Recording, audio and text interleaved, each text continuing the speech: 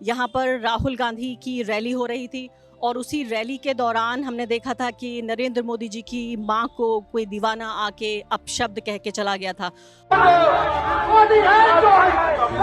माँ ही तो हमारा संसार होती है। मेरी माँ को गालियां दी गई। देश के प्रधानमंत्री ने हमेशा से अपने माताजी को एक वोट बैंक की तरह इस्तेमाल किया है, आज भी वो वही कर रहे हैं। उस लिहाज से यही वो बिल्कुल जगह है जहां मैं खड़ी हूं इस वक्त, जहां स्टेज लगा हुआ था। कैसे जो ऋषि मिश्रा हैं उनको रातों रात किस तरह से कांग्रेस पार्टी ज्वाइन कराई गई और फिर उनको यहाँ से टिकट दिया गया। तो आप देखती हैं तो सिर्फ एक सीट को मत देखिए, इस एरिया को अगर आप देखेंगे, केवटी, बिस्फी, पीछे में इसमें है सुरसंड, इन सब जगहों को तो आपको कॉम्बिनेशन, जब आप अलायंस में लड़ते हैं तो आपको कॉम्बिनेशन भी देखना चाहिए। मशकूर उस्मानी भी लड़ रहे हैं इलेक्शन, उससे आपको नुकसान हो? मशकूर चुनाव लड़ रहे हैं। मेरा अभी भी उनसे अपील है कि जाले के खूबसूरती के लिए और जाले के बेहतरी के लिए वो अपना समर्थन मुझे दें। अगर मैं आपको सच बोलूं, 15 दिन पहले मुझसे ये आप सवाल करती तो मैं बोलता 125% हम जीत रहे हैं, लेकिन पिछले 15 दिन में जो हुआ है 100% हम चुनाव जीत रहे हैं। और जितना ये क्लोज इलेक्शन है, यहाँ अब तक कुछ घंटे लोगों से बातचीत करके अंदाज़ा इस बात का हो रहा है कि जितना ये क्लोज इलेक्शन है, इस बात की संभावना है कि अगर एक तरफा वोट नहीं पड़ा तो डैमेज कर सकते हैं मशकूर उस्मानी 8-10 हज़ार या हो सकता है 15,000 या मुझे पता नहीं कितने वोट आएंगे, लेकिन उनके भी अच्छे खासे यहाँ सपोर्टर्स हैं। कह रहे थे आपसे अपील कर रहे हैं वो कि अगर आप विड्रॉ करें। अपील कर रहा हूँ कि वो विड्रॉ करें। मैं उनसे अपील कर रहा हूँ कि वो विड्रॉ करें, क्योंकि वो जीत नहीं रहे चुनाव। जो 10-20 हज़ार वोट वो काटेंगे, ठीक है, वो विड्रॉ करके समर्थन करें तो उनके पाप का पश्चाताप भी होगा और साथ साथ यहाँ पर मजबूती मिलेगी। आवाज नहीं मेरी आवाज, ये तन्हा मेरी आवाज नहीं। नमस्कार, बहुत बहुत स्वागत है आपका बिहार चुनावी यात्रा पर। मैं निकली हुई हूँ और अलग अलग कहानियाँ आपके लिए लाने की कोशिश कर रही हूँ। अब पटना से सुबह सुबह निकलकर दरभंगा पहुंच चुके हैं। दरभंगा अपने आप में बड़ा ही दिलचस्प एक ये ज़िला बन चुका है। आपको याद है कि यही वो इलाका है, जाले एक ये विधानसभा का क्षेत्र है। यहाँ पर राहुल गांधी की रैली हो रही थी और उसी रैली के दौरान हमने देखा था कि नरेंद्र मोदी जी की मां को कोई दीवाना आके अपशब्द कह के चला गया था और उसके बाद से इस तरह से बताया जा रहा था कि ये पूरा चुनाव बदल गया है, क्योंकि अब एक तरह से पीएम की, प्राइम मिनिस्टर की मां के सम्मान की बात है। उसके बाद पूरा बिहार बंद कर दिया गया था और पूरा बिहार बंद करके इस मुद्दे को एक बड़ा राष्ट्रीय मुद्दा बनाया गया था। तो उस लिहाज से यही वो बिल्कुल जगह है जहां मैं खड़ी हूँ इस वक्त, जहां स्टेज लगा हुआ था और राहुल गांधी यहाँ से रैली अपनी ख़त्म करके अपनी मोटरसाइकिल पे उनका कारवां आगे निकल गया था। उन्हीं के साथ साथ नौशाद नाम का एक व्यक्ति था। उस व्यक्ति की इस ये पॉइंट पर, जैसे आप देखते हैं चुनाव में जो कांग्रेस पार्टी या किसी भी पार्टी के अलग अलग कार्यकर्ता और नेता होते हैं, उनके अपने अपने इंचार्ज होते हैं क्षेत्रों के, तो इस पॉइंट के वो इंचार्ज थे। और चूँकि इस जगह पर उनके कारवां के गुजरने के बाद किसी दीवाने ने गाली दी और वो दीवाना अभी जेल में मौजूद है, उसके ऊपर मुकदमा दर्ज किया गया, वो दीवाना जेल में है, लेकिन उसके बावजूद भी ये पूरा मामला राहुल गांधी, तेजस्वी यादव और इंडिया गठबंधन के खिलाफ इस पूरे मामले को बता दिया गया। अब वो व्यक्ति जेल में है। नौशाद जो इस पूरे इलाके के इंचार्ज थे, जहाँ मैं आपको बता रही हूँ कि ये पूरा जो क्षेत्र जहाँ पर ये लगा हुआ था स्टेज, वो उनको टिकट, कांग्रेस पार्टी ने उनका टिकट अनाउंस कर दिया था और उसके बाद जैसे ही राष्ट्रीय मीडिया ने उसको उठाया, उस मुद्दे को, ऐसा लगता था कि जैसे नौशाद ही वो व्यक्ति हो जिसने पीएम की मां को अपशब्द कहे।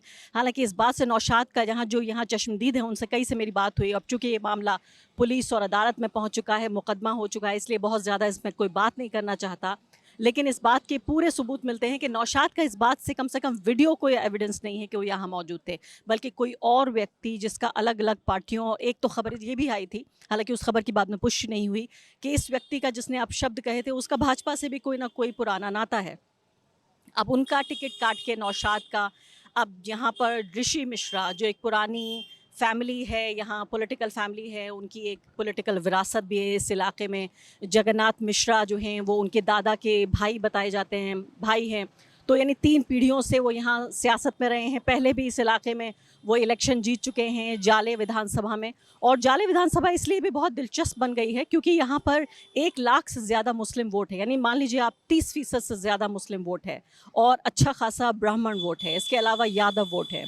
लेकिन पिछले 2 बार से बीजेपी का कैंडिडेट ही यहाँ विधायक बना है, जीते हैं, और इस बार भी उन्हीं व्यक्ति को जो विधायक हैं उनको दोबारा बीजेपी ने फील्ड किया है।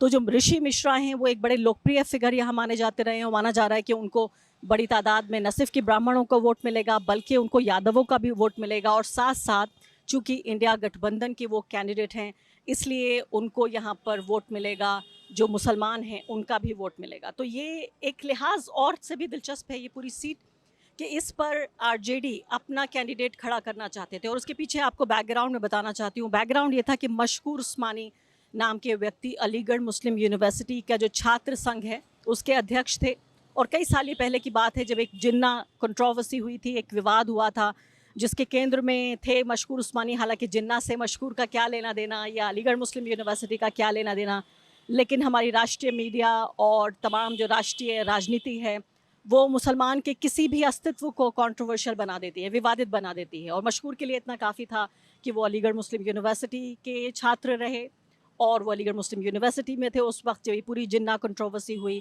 तो पिछली बार उनको टिकट मिला था इसी विधानसभा क्षेत्र से और वो हार गए थे चुनाव।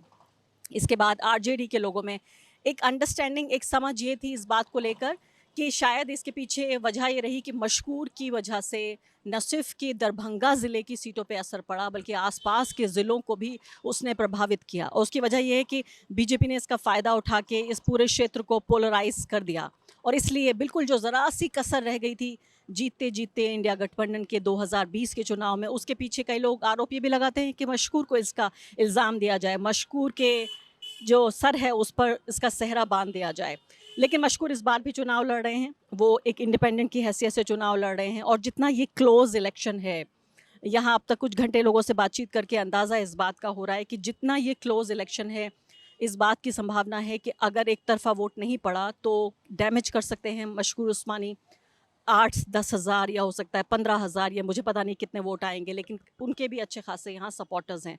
वो इस स्थिति में फ़िलहाल आज की तारीख में तो नज़र नहीं आते कि वो अपने दम पे चुनाव जीत लें। हालांकि राजनीति में कभी भी कुछ भी हो सकता है, लेकिन वो नुकसान पहुँचाने की स्थिति में यहाँ पर ज़रूर हैं।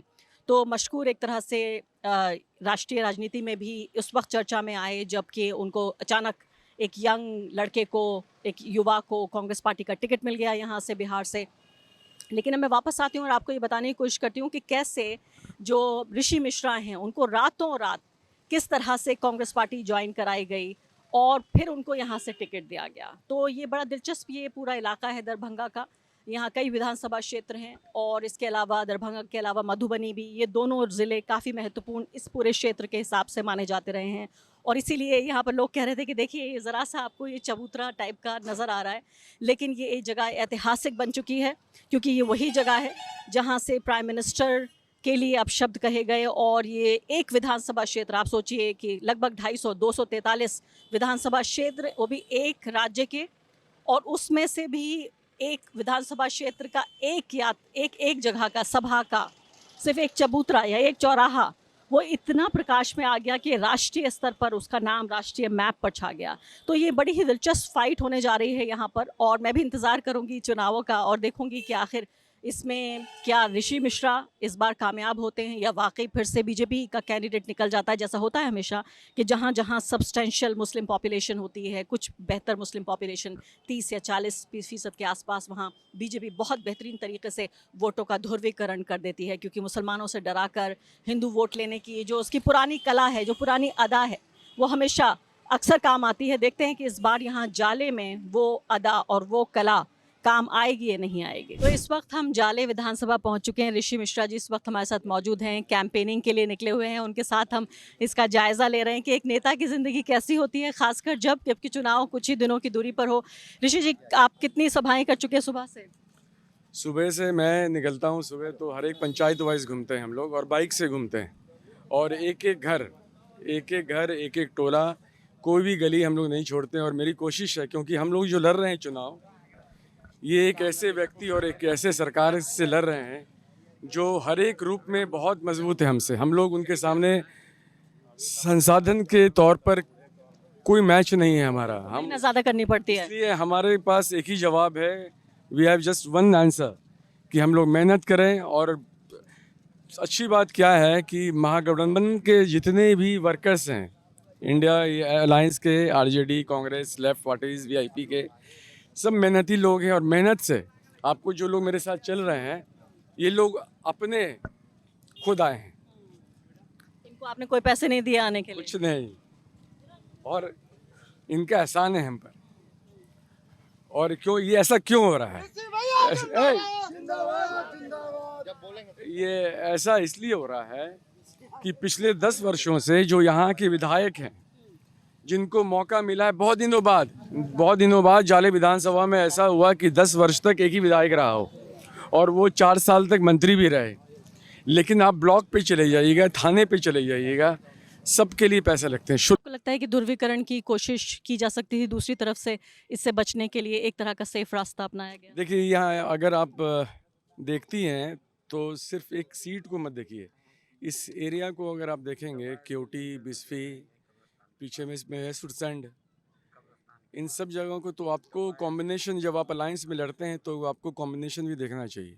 अगर आप फिर कॉम्बिनेशन को बना के रखिएगा तो फिर रिजल्ट बेहतर होंगे। अच्छा, इसके अलावा जिस तरह से इस इलाके का ध्रुवीकरण करने की कोशिश हुई कि भी देखिए इंडिया अलायंस के लोग इतने ख़राब हैं कि प्रधानमंत्री की मां को ऐसा सब कुछ उनकी रैली में कहा जा सकता है अपशब्द, और वो बर्दाश्त कर गए। आपको लगता है उससे कोई फ़र्क पड़ा उस इंसिडेंट से? नहीं, देखिए ऐसा है, प्रधानमंत्री जी को जो कहा गया था, वो जिस बंदे ने कहा था, वो बंदा इंसेन है। उसको वो जहनी तौर पर उसको पता नहीं है कि वो क्या करता है। किसी व्यक्ति ने, हम उसको भी कंडेम करते हैं, सपोर्ट नहीं करते आप इस बात? सपोर्ट नहीं करते। किसी भी माँ को बिल्कुल ही, आपको किसी भी महिला को आप बेइज्जत नहीं कर सकते हैं।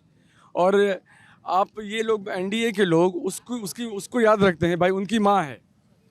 जीवेश कुमार जो यहाँ के मंत्री हैं, एक पत्रकार जो अति पिछड़ा बेटा है, उसने उनसे सवाल किया, उनके गांव में वो गए हुए थे, कि ये इस रोड के बारे में जीवेश कुमार मंत्री के रूप में वही गाली उसने उस व्यक्ति को दी थी, उसके बारे में कौन चर्चा करेगा? वो जो पत्रकार था, जब वो थाने पे गया तो एफआईआर नहीं लिया गया। नेक्स्ट डे मैंने फ़ोन किया था तेजस्वी यादव जी को रात में, तो उन्होंने कहा कि ऋषि जी आप चिंता मत करिए, मैं कल सुबह आ रहा हूँ और मैं चल के उसका कराऊंगा एफआईआर। तो माँ है, माँ की बेइज्जती नहीं होनी चाहिए, औरतों की बेइज्जती नहीं होनी चाहिए। तो लेकिन आप अपने कन्वीनियंस के हिसाब से सब कुछ सोचिएगा तो उसके बाद पूरा बिहार बंद किया गया और फिर महिलाओं के साथ उस प्रोटेस्ट में क्या ज्यादती हुई। मैं अगला सवाल आपसे पूछने जा रही हूँ, आपको थोड़ा सा अजीब भी लग सकता है। आप सिर्फ ऋषि होने के साथ साथ मिश्रा भी हैं। ये माना जाता है कि भाई बिहार में पूरी पॉलिटिक्स जो है वो अपर कास्ट पॉलिटिक्स को हाईजैक कर लिया गया है बीजेपी के जरिए। आप मानते हैं ऐसा? नहीं, देखिए मेरे साथ जो लोग घूम रहे हैं, इस बार मैं एक्चुअली बोल रहा हूँ और ऑनेस्टली मैं आपसे बोल रहा हूँ, जाले विधानसभा के बारे में मैं बात कर सकता हूँ। जाले विधानसभा में जो ईवीएम पे, जो मशीन पे जो वोट गिरने वाला है, इस बार कोई वर्ग, आप लिख लीजिए, कोई वर्ग ऐसा नहीं है जिसका वोट इंडिया अलायंस को नहीं मिलेगा। आपको अगरा पिछड़ा, हिंदू, मुसलमान, और जिस समाज से माननीय मंत्री जी आते हैं, उनके लोग वोट करने जा रहे हैं। ऐसे लोग हैं जो अब तक पिछले 15 साल 20 साल से भारतीय जनता पार्टी को वोट कर रहे थे, उस वर्ग का भी 20% 25% वोट इंडिया अलायंस को मिल रहा है। बहुत दिनों बाद जाले विधानसभा में ऐसा माहौल बना है, भाईचारे का माहौल बना है। मैं चाहता हूँ, हाथ जोड़ के आपके माध्यम से लोगों से इतना ही अपील है कि इसको मेंटेन करके रखिए, शांत रहिए, कुछ नहीं करना है हमको, बस 6 तारीख को जाके 1 नंबर पे बटन दबाना है। अच्छा, ये बताइए कि आपके इलेक्शन को अगर देखें, हम इसको एक केस स्टडी मानें, तो जाले के मुद्दे कितने हैं और बिहार के मुद्दे कितने हैं? अक्सर ये हो रहा है पिछले चुनावों में कि राष्ट्रीय मुद्दे तथाकथित हावी हो जाते हैं अगर लोकसभा का चुनाव हो, राज्य स्तर के, लेकिन लोकल मुद्दों की कोई बात नहीं करता। आपको लगता है? इस बार जो यहाँ पे एक्चुअल स्थिति है, जाले विधानसभा की ही मैं बात करूँगा, बाहर की बात नहीं करूँगा। जाले विधानसभा में सिर्फ और सिर्फ एक ही मुद्दा है, वो है विधायक। वो जो पिछले 4 साल से मंत्री भी हैं, सिर्फ और सिर्फ जीवेश कुमार जाले विधानसभा के लिए मुद्दा है। कोई नहीं चाहता है कि वो व्यक्ति फिर से रिपीट हो।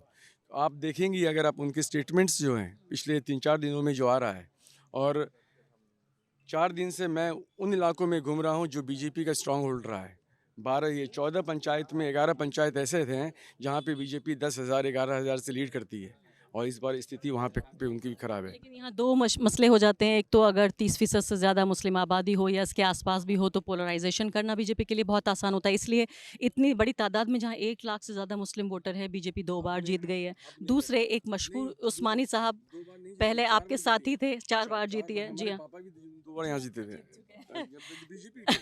तो लगातार 4 बार बीजेपी जीती है, बीच में सिर्फ 1 बार मैं जीता था जनता दल यू से। यानी ऐसा करिश्मा हो चुका है पहले। हाँ, आपकी जीत का करिश्मा हो चुका है। बीजेपी की देखिए, एक्चुअली स्पीकिंग मैं चुनाव नहीं लड़ रहा इस बार। ये जो लोग हैं ना, ये लोग चुनाव लड़ रहे हैं क्योंकि ये अपने अधिकार के लिए लड़ रहे हैं। उन्होंने कल जो मेरे बारे में कहा, माँ के बारे में कहा है कल वो जी, कि कांग्रेस पार्टी को कोई और माँ नहीं मिली, जाले में कोई और माँ नहीं है जिसका बेटा लड़े, बाहर की माँ का बेटा यहाँ से चुनाव लड़ रहा है। तो ये जो स्टेटमेंट है ना, आपको रिएक्ट हो रहा है। अब लोग बोल रहे हैं कि ऋषि जी आप कुछ मत बोलिए, आप खाली घूमिए, बाकी हम लोग देख लेंगे। इसलिए जाले विधानसभा में बेसिकली लोकल इशू है, लोकल इशू में भी कुछ नहीं। अब आपसे आखिरी 2 सवाल आपसे पूछ रही हूँ। एक तो मशहूर उस्मानी भी लड़ रहे हैं इलेक्शन, उससे आपको नुकसान होगा? मशकूर चुनाव लड़ रहे हैं, मेरा अभी भी उनसे अपील है कि जाले के खूबसूरती के लिए और जाले के बेहतरी के लिए वो अपना समर्थन मुझे दें। पता नहीं देंगे कि नहीं, लेकिन मैं एक चीज़ ज़रूर बोलूँगा। 2020 के चुनाव में जब वो यहाँ से लड़ रहे थे, अगर वो मुझे एक फ़ोन करते थे, मैं उनके लिए चुनाव का प्रचार करने के लिए आता। एक फ़ोन भी नहीं आया, पहली बात। और जब वो जाले से इंडिया अलायंस से 2020 में चुनाव लड़ रहे थे, 4 दिन पहले भारतीय जनता पार्टी के कैंप से जाके वो चुनाव लड़ने की कोशिश कर रहे थे। ये बात सच है, बहुत बड़ा आरोप है ये तो। नहीं, सच बात। वो जनता दल यू से चुनाव लड़ना चाह रहे थे। तस्वीरें हैं, जेडीयू ऑफिस में एप्लीकेशन देते हुए उनकी तस्वीरें हैं। वो 10 दिन पहले वो वहाँ से लड़ना चाह रहे थे। मेरे को उससे भी कोई दिक्कत नहीं है। लेकिन बिल्कुल, आप ये पते की बात कह रहे हैं, एकदम सही बात है ये। आप किसी से पूछ लीजिए, आप यहाँ पे जो लोग हैं ना, किसी से पूछ लीजिए। क्योंकि बात तो ये हो रही है कि भाई पूरी लड़ाई संविधान बचाने की है ये, तो ऐसे में अगर एनडीए का आप हिस्सा बन जाते हैं तो वो लोग जो खासकर संविधान को हर तरह से कमज़ोर करने की कोशिश कर रहे हैं। समय के हिसाब से कम लोगों को आइडियोलॉजी नहीं बदलनी चाहिए। अगर आप 4 दिन पहले जनता दल यू से लड़ना चाहते थे, जनता दल यू कौन सा जनता दल यू? एनडीए वाला जनता दल यू। मैं भी था जेडीयू में, मैं उस वक्त जेडीयू में था जब तक जेडीयू भारतीय जनता पार्टी से अलग थी। जिस दिन वो लोग एक हुए उस दिन मैंने जनता दल यू छोड़ दिया था। जब आप जाले विधानसभा से अगर आपको सिंबल मिल गया तो यहाँ के लोग, अगर आप लड़ रहे थे चुनाव, तो लोगों को फ़ोन करते, बुलाते। एक बार मुझे भी तो फ़ोन करते कि मैं उम्र में भी बड़ा हूँ। आखिरी बात ऋषि जी, ये बताइए कि अगर हम ओवरऑल बिहार की बात करें आज की तारीख में, मुझे बिल्कुल ईमानदारी से बताइए, हैंड ऑन योर हार्ट, कि क्या आप चुनाव जीत रहे हैं इंडिया गठबंधन? अगर मैं आपको सच बोलूं, 15 दिन पहले मुझसे ये आप सवाल करती तो मैं बोलता 125% हम जीत रहे हैं। लेकिन पिछले 15 दिन में जो हुआ है, 100% हम चुनाव जीत रहे हैं। ज़्यादा कॉन्फिडेंस था। जिंदाबाद जिंदाबाद कांग्रेस पार्टी जिंदाबाद जिंदाबाद जिंदाबाद ऋषि मिश्रा जिंदाबाद जिंदाबाद जिंदाबाद राहुल तेजस्वी जिंदाबाद जिंदाबाद लालू यादव जिंदाबाद जिंदाबाद जिंदाबाद। तो इस वक्त दरभंगा के हम जाले विधानसभा क्षेत्र में मौजूद हैं। यहाँ के एक इंटीरियर गांव में काफ़ी लंबा सफ़र तय करके आए हैं मशकूर उस्मानी साहब से मिलने के लिए। ये एक ज़माने में कांग्रेस पार्टी के कैंडिडेट हुआ करते थे और अब की बार जो है वो आज़ाद लड़ रहे हैं। आप आज़ाद हैं वाकई? मैं पहले भी आज़ाद था, आज भी आज़ाद हूँ और कल भी आज़ाद रहूँगा। इस देश का हर एक नागरिक आज़ाद है। जब आपके पार्टी के सिंबल की डकैती हो जाए और कुछ बिचौलिए दलाल नेताओं के द्वारा सिंबल को बेच दिया जाए तो कुछ स्टेप लेने पड़ते हैं पार्टी को बचाने के लिए।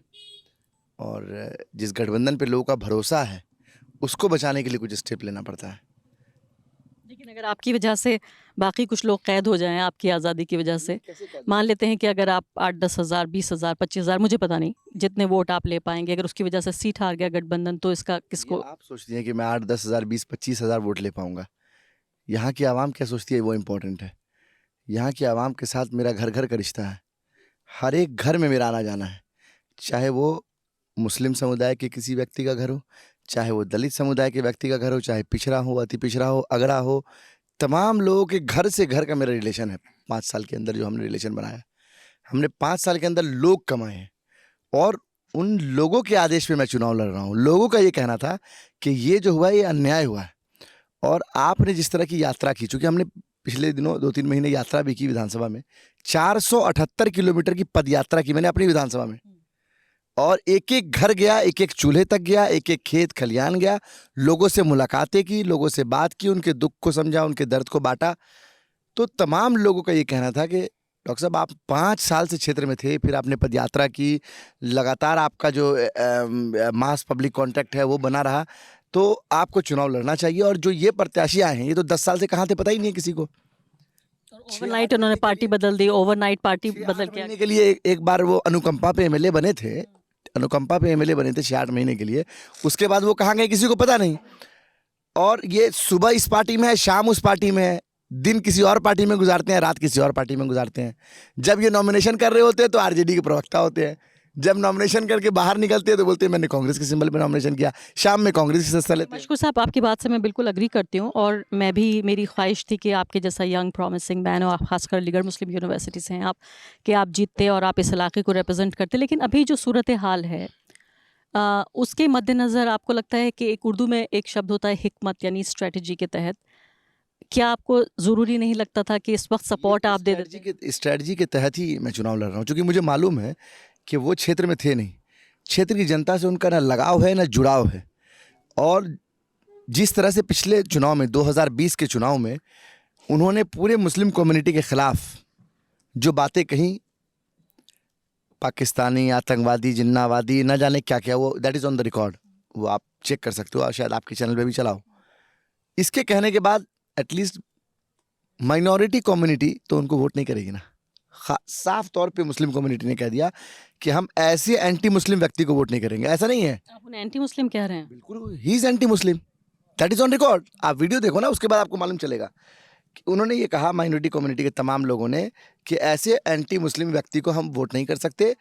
आपको नहीं दिया, किसी और हिंदू भाई को दे दिया होता, किसी को भी दे दिया होता। यहाँ हमारे वकील यादव जी बैठे हुए हैं, सीनियर राजद के सिपाही हैं, गठबंधन के मजबूत सिपाही हैं, उनको दे दिया होता।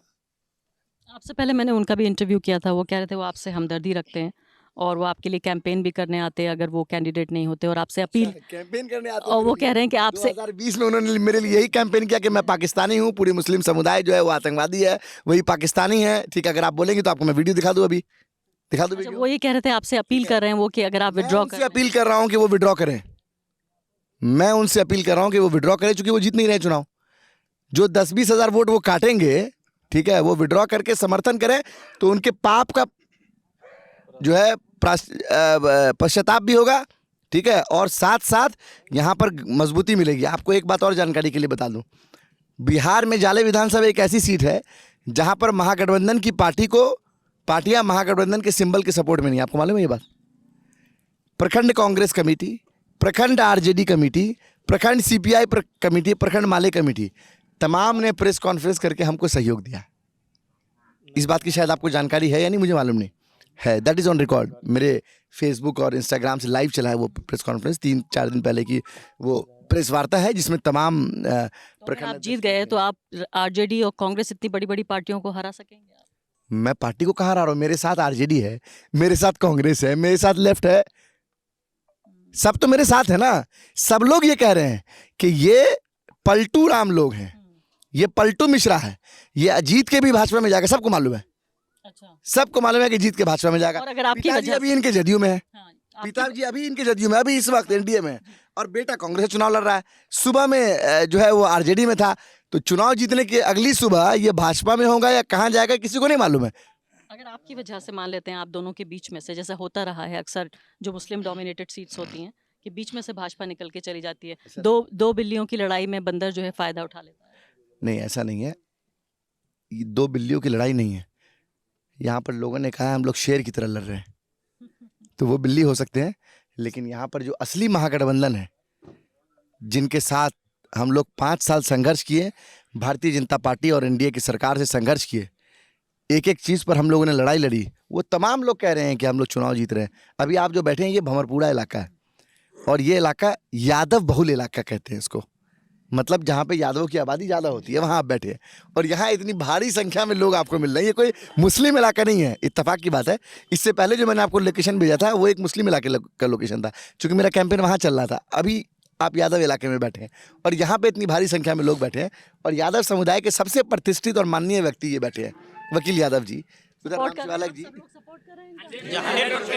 100% राम शिवालक जी के दरवाजा जहाँ बैठे हैं, ठीक है, ये वकील यादव जी हैं। इतना ही नहीं, हर समुदाय के लोग हैं, हर, ठीक है, विंदेश्वर यादव जी है यहाँ पे, ठीक है, ठीक है। और ये कांग्रेस के पुराने लीडर है, तो तमाम लोग हमारे साथ हैं। हमारे साथ देखिए भूमियार समाज से आने वाली त्रिपुरारी ठाकुर भी हैं हमारे साथ, ब्राह्मण समाज से आने वाले ये जहाँ के कैंडिडेट हैं, खड़े होइएगा जरा, शुभम मिश्रा जी हैं, ठीक है, पड़ोसी हैं कैंडिडेट के, 4 घर छोड़ के इनका घर है, ठीक है, जो यहाँ पर जिस घर में वो रहते हैं, जिनके घर में उनके रिलेटिव हैं, उनके पड़ोसी हैं ये, ठीक है, 4 घर छोड़ के। तो आप देख लीजिए तमाम जाति धर्म समुदाय के लोग यहाँ पर हैं जिन्होंने मिलकर मुझे अपना प्रत्याशी बनाया है और गठबंधन की तमाम पार्टियों ने मेरे अनाउंस करने से पहले मुझे समर्थन दिया। मैंने जब तक अनाउंस भी नहीं किया था तब तक उन्होंने कह दिया कि अगर उस्मानी साहब चुनाव अगर लड़ते हैं तो कांग्रेस पार्टी का समर्थन उनको है, प्रखंड कांग्रेस कमेटी अगर ने। आप जीत जाते हैं तो क्या बदलेंगे आप जाले की पॉलिटिक्स और समाज में? देखिए निश्चित तौर पर चूंकि हम लोगों ने ग्रास रूट पर काम किया है, यहाँ की जो सड़कों का हाल बुरा है, नाले नहीं है, कहीं पे सड़क है तो नाला नहीं, नाला है तो सड़क नहीं, शिक्षा की व्यवस्था बहुत चरमरा गई है। 10-12 सरकारी स्कूल ऐसे हैं जहाँ पर जाने का रास्ता ही नहीं है, यू वोंट बिलीव, जाने का ही रास्ता नहीं है, इतना इतना पानी में लोग जाते हैं और कैसे हमारी बच्चियाँ वहाँ जाती होंगी आप ये सोचिए, ये स्थिति है। टीचर्स जो आती हैं वो साड़ियाँ उठा के ऐसे आती हैं, तो इस तरह की स्थिति है कि स्कूल पे जाने का रास्ता नहीं, कहीं पे स्कूल की बिल्डिंग अच्छी है तो टीचर नहीं है, जहाँ टीचर है वहाँ बिल्डिंग अच्छी नहीं है। तो ये स्कूलों की समस्या है। सरकारी स्कूलों को बेहतर किया जाएगा, उन तक बच्चों की पहुँच को बेहतर बनाया जाएगा। जो सरकारी अस्पताल हैं उन सरकारी अस्पतालों का हाल ये है, चाहे वो हेल्थ सेंटर हो, प्राइमरी हेल्थ सेंटर हो, APHC हो, ये तमाम जो अस्पताल हैं ये सब बंद पड़े हुए हैं। किसी में डॉक्टर नहीं आते, किसी में दवाई नहीं है, किसी में नर्सिंग स्टाफ नहीं है। और जाले का जो रेफरल हॉस्पिटल हुआ करता था उसको डिग्रेड करके उसको हेल्थ सेंटर बना दिया गया। तो मतलब जहाँ पर मंत्री होने के बाद कुछ अपग्रेडेशन होता वहाँ पे डिग्रेड हो गया। सिर्फ बिल्डिंग बनी, बिल्डिंग इसलिए 6-8 करोड़ की बिल्डिंग इसलिए बनी क्योंकि 30% कमीशन फिक्स होता है। या मेरे पास समाप्त हो गया। बहुत बहुत शुक्रिया आपका और आपको बहुत शुभकामनाएं। आपके लिए best wishes. Thank you so much for coming and covering the election. मैं बस आपके माध्यम से यही कहूँगा कि जाले एक मैसेज दे रहा है और मैसेज पूरे देश को दे रहा है। वो ये मैसेज दे रहा है कि कोई भी एंटी मुस्लिम सोच का या एंटी कास्ट, किसी भी कास्ट के विरोध में कोई बयान देने वाला व्यक्ति अगर किसी भी पार्टी के चुनाव चिन्ह पे भी चुनाव लड़ेगा तो तमाम लोग उसके विरोध में खड़े होंगे, क्योंकि वो समाज को में सांप्रदायिकता फैलाता है, समाज को डिस्टर्ब करता है और लोग समाज में शांति चाहते हैं। इसीलिए लोग उन लोगों के साथ खड़े होंगे जो समाज में सौहार्द वातावरण चाहते हैं, शांति देना चाहते हैं, समाज की उन्नति और प्रगति की बात करना चाहते हैं। जाले की जनता 14 नवंबर को ये मैसेज पूरे देश को देने जा रही है। बहुत बहुत शुक्रिया। जिंदाबाद जिंदाबाद जिंदाबाद।